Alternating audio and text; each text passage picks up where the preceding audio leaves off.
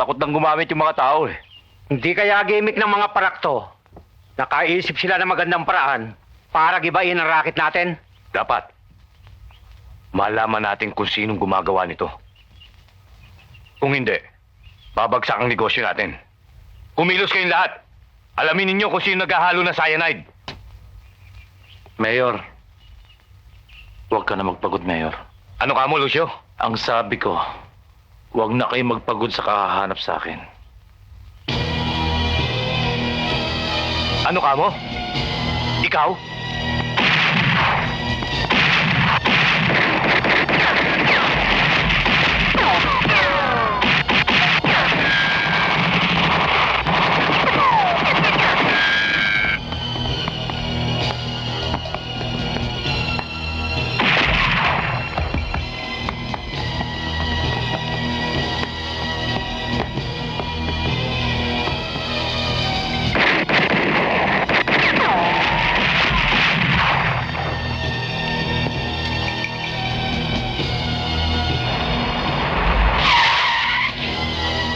Lucio, halika na!